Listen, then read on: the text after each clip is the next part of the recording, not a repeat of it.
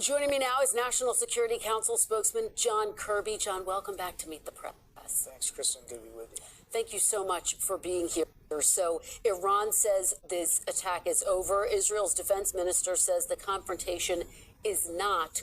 What is the United States assessment of where things stand this morning? Is this over? Well, where things stand this morning is just an incredible military achievement by Israel and, quite frankly, the United States and other partners that helped Israel defend itself against more than 300 drones and missiles. I mean, it's just an extraordinary example of military superiority that Israel demonstrated to the whole world last night. And I think Israel also demonstrated that it has friends, that it's not standing alone, that it's not isolated on the world stage. Now, whether and how the Israelis will respond, that's going to be up to them. We understand that and respect that. But the president's been very, very clear. We don't seek a war with Iran. We're not looking for escalation here. We will continue to help Israel defend itself. Are you, as we sit here right now, aware of any threats to U.S. troops in the region? We are staying vigilant to exactly that potential threat, but we have not seen any attacks on U.S. troops or personnel in the region or our facilities.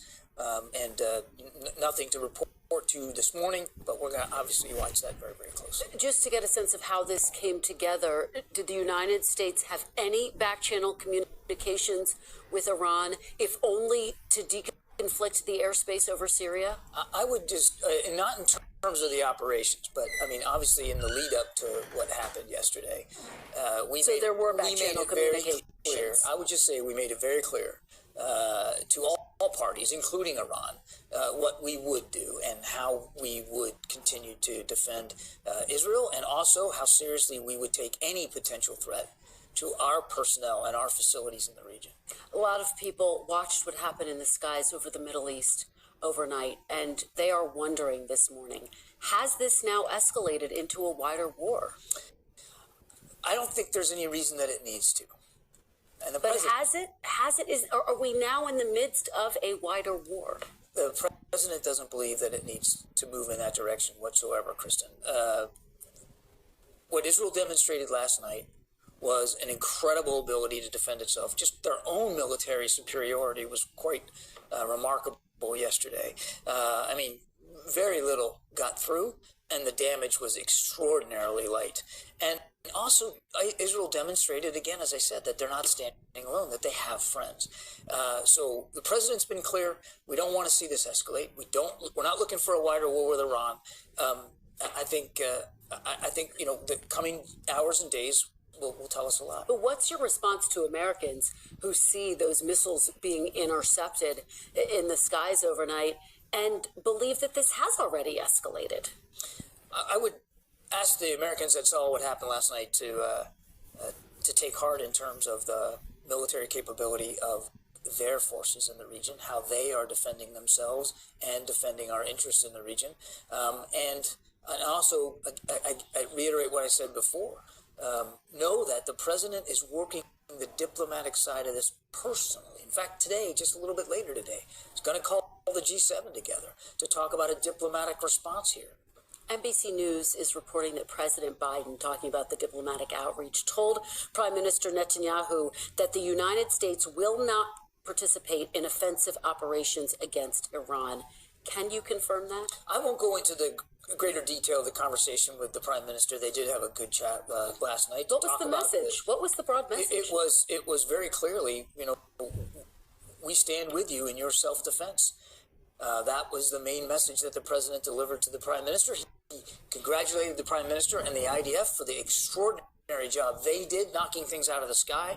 But I won't go into more detail. Again, I just go back to what the president has said time and time again. We don't seek an escalation. We don't seek a wider war in the region. So did he warn Israel not to respond? Did he say take the win, as has been reported? I think the president was again, very clear with Prime Minister Netanyahu about the success that they enjoyed last night and the impact that success ought to have. Are you anticipating a counterattack by Israel? And do you expect, has Israel given the United States any assurances that it will give the U.S. a warning, a heads up before it moves forward with any type of counterattack? Whether and how the Israelis respond is going to be up to them. I'm certainly not going to get ahead of their decision making. if Israel does move forward with retaliatory strikes, are you concerned that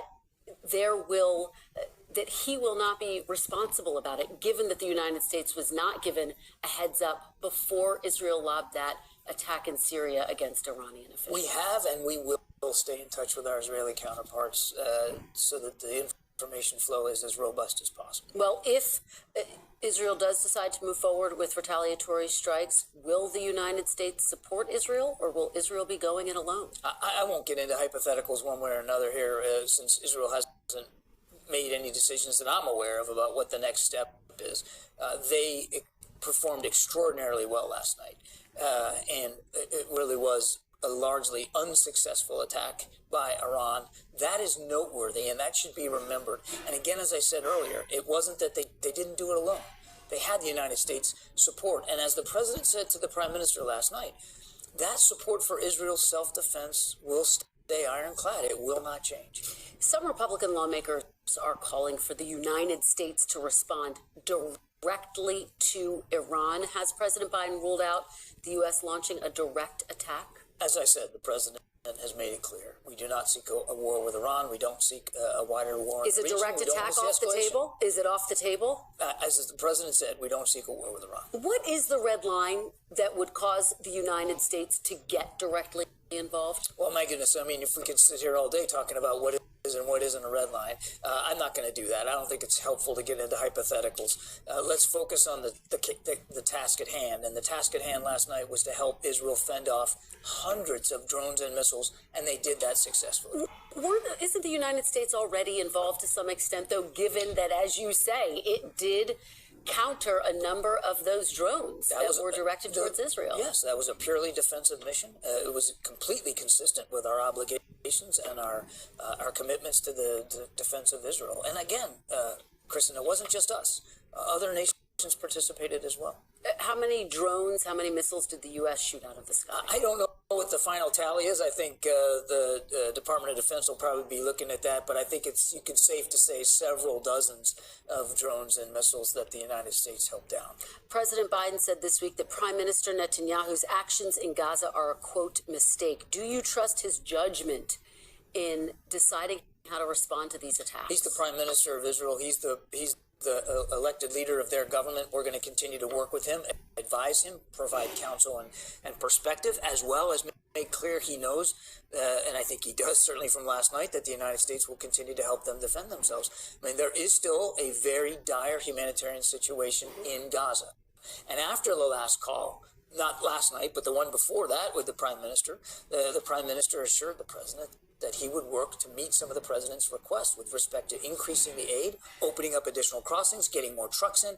And you know what, Kristen, in the last few days, that has happened. Something on the order of 2,000 trucks have gotten in just since the discussion with Prime Minister Netanyahu a week or so ago. Now, is it enough? No, of course not. It's got to be sustained over time. But the Israelis are making efforts to try to meet good on those commitments. I don't have to tell you this, but the House has not yet passed aid to Israel and Ukraine, given what has happened overnight in the Middle East. Does that add urgency? What is your message to House lawmakers today? Should they be putting that supplemental on the floor this coming week? That they should put it on the floor as soon as possible. Last night, I mean, as if we didn't need any reminders in terms of what's going on in Ukraine, but last night it certainly underscores significantly the threat that Israel faces in a very, very tough neighborhood. So there's a bipartisan bill by the Senate that all the House needs to do is take it up, put it on the floor, and you and I both know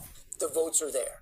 But we're just looking for leadership out of the Speaker's office, get it on the floor, get it voted on, so that not only Israel can get additional resources to defend itself, which they clearly need, but that Ukraine can as well. All right, National Security Council spokesman John